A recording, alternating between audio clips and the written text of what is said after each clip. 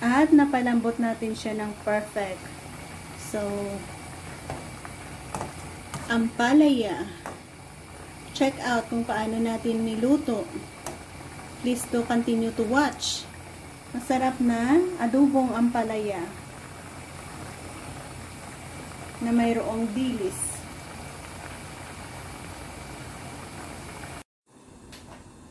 Welcome na naman sa aking pagluluto. Ito ang ating reseping gustong ibahagi na naman sa inyo. Ampalayang puti with garlic, dried dilis at berries. Fermented na berries. Ano nga ba ang laman yan? So, nagamit ko na kasi ang kalahati. So, ganyan siya. Stay tuned kung paano ko lutuin ang masarap na gulay na ito.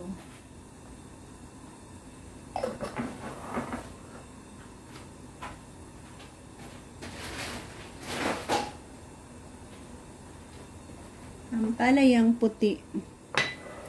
1, 2, 3, 4 na ingredients lang.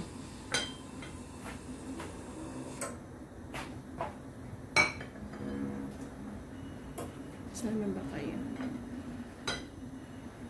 Yan. Ampalayang puti. Ikat natin yan sa malalaking sizes. Para hindi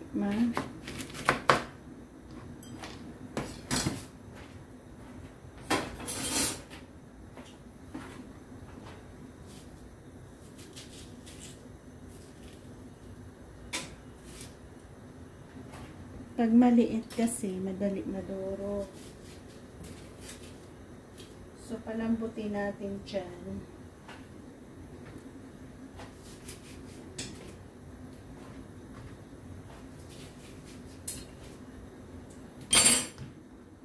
So, ganyan na. Sagoan na tayo sa ating na-prepare na kawali. Yan. Lagyan ng konting cooking oil.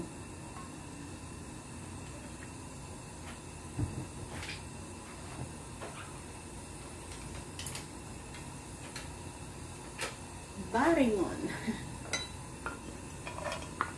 Dried na dilis.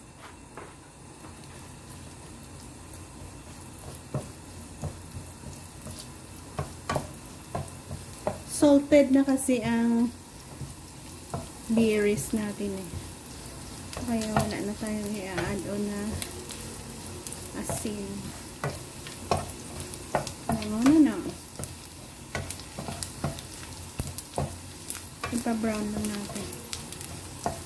Yan. Pwede na natin lagyan ng konting garlic. Hati lang ang garlic natin. Isang gulay pa tayong lulutuin.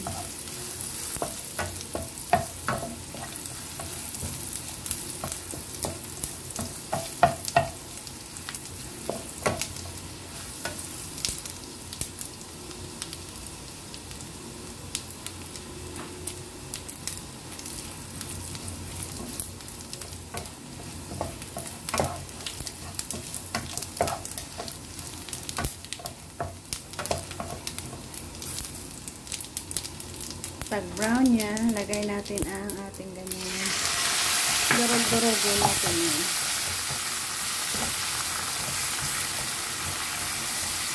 And lagyan pa natin ng maraming sabaw. Dahil palambutin natin ang ating ampalaya.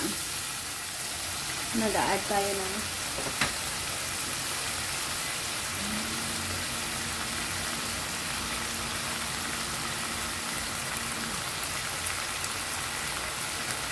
mainit na tubig. Next, dip in natin yung ampalayang 4 na piraso. Yan, hayaan natin lumambot dyan.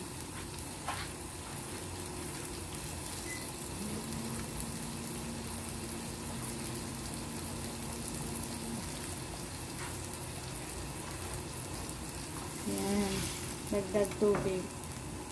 So, saka lang natin siya hahati-hatiin pag pwede nang kainin. So, hanggang dito lang muna. Balikan ko kayo pag next steps na naman. Kalambutin lang natin. Lagyan natin ng soy sauce. Ganyan lang ka-easy. Parang adobo style. Adobong ampalaya. In soy sauce. Yan. Balikan ko kayo after na. Next steps na naman. Yan. Ano na ba ang lagay? O diba nakita nyo na. Soft na yan. Pero aabangan pa natin hanggang sa totally konti na lang ang kanyang sabaw. So, ganyan kasarap.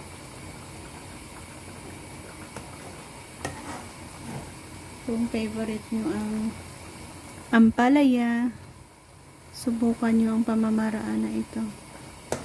Masarap siya.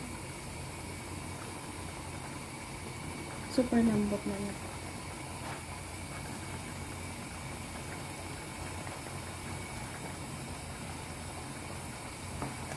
So, wala tayong in-add-on, no? Dahil sa salted na nga ang ating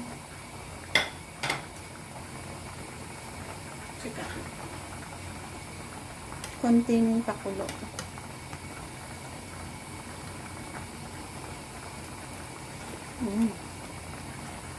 Parang adobong ampalaya kasi nga may vinegar taste yung ating pickled na bilog-bilog na yan.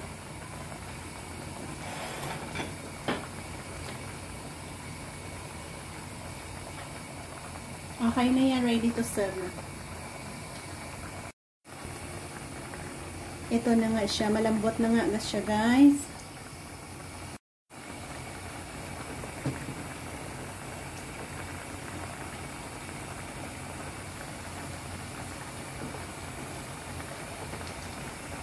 Yan, dyan natin iserve.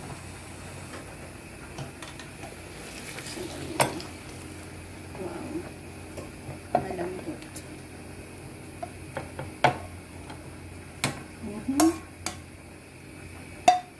So, thank you for joining me sa ating kakaibang pamamaraan na naman ng recipe na ibinahagi sa inyo. So, ganyan siya.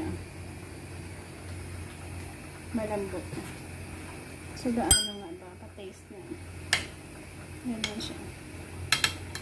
Kung love mo ang palaya, sure, magugustuhan mo ang pamamaraan na ito. Sticky moments. Oh, love it. Ay, sarap. And that's all. Bye-bye.